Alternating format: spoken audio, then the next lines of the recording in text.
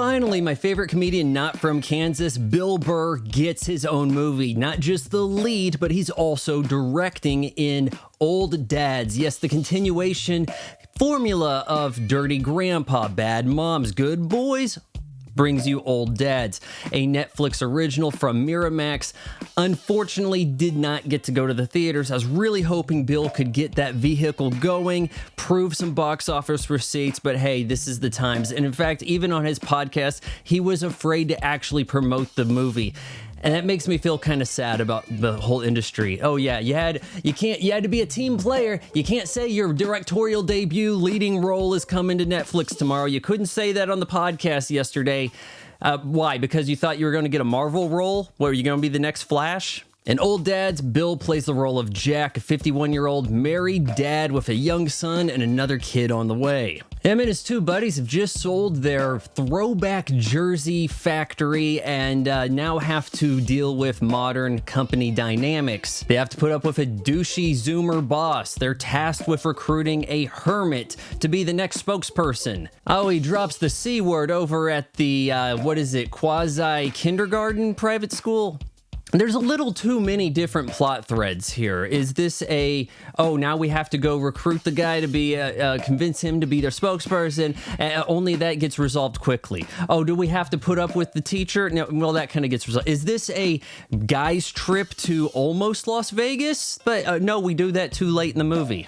Oh, but there's plenty of Bill Burr in Old Dads. He is the co-writer. It's very much his movie in many regards. Of course, there's going to be Judas Priest playing over the title sequence. We get to hear his rants, and they're the highlight of the movie. And if you're a longtime listener of the podcast, the Monday morning podcast that is, such as myself, you're even going to hear a name drop from Zip Recruiter. But we get mired down in this lack of identity. I don't know what kind of movie this really is. Maybe it should have been a little more cohesive. Maybe there should have been some kind of drive. Maybe I should have felt like at some point it was going to end. It's a Netflix movie. We're going to see familiar faces from the commissary. Old Dads works best when it is leaving Bill to his own devices, such as getting a chance to go on stage and freehanding a mic. But you know that they didn't have any real plan for how this was going to work out, and it's unfortunate that Bill had to bring in somebody else to try to make a movie of his material.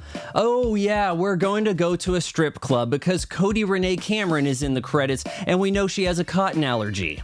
Once you go to the strip club, it's really the telltale sign that you have no other ideas what to do with your film. I really wish Old Dads could have been cohesive, maybe even smaller. A road trip with the son, teaching him how to become a man, really never pans out. And there's just too many loose threads that we just wash away at the end credits. Oh, the old guy married the dude from Judas Priest. Oh, Rachel Harris over there, the douchey principal lady from the daycare. Yeah, she was embezzling. Oh, Vaughn, you're spoiling the movie now. I'm as disappointed as you guys. I really like Bill Burr's stuff. He's the best stand-up comic in the game. And I wish he had more opportunities to be beyond a comic. But you know what? A movie coming out and being sort of a dud is going to get you more stand-up from Bill. He's not going to become Eddie Murphy and walk away from the bread and butter. No, we're going to get more unhinged Bill, and we're going to hear some great stories about what happened to this film. I give Old Dads 2 out of 4 stars. You just watched a video from my son. He's about 40 and lives in my basement, ladies. So subscribe her and notify the bell for ringing. Okay, I said what you wanted me to say. Now do the goddamn dishes.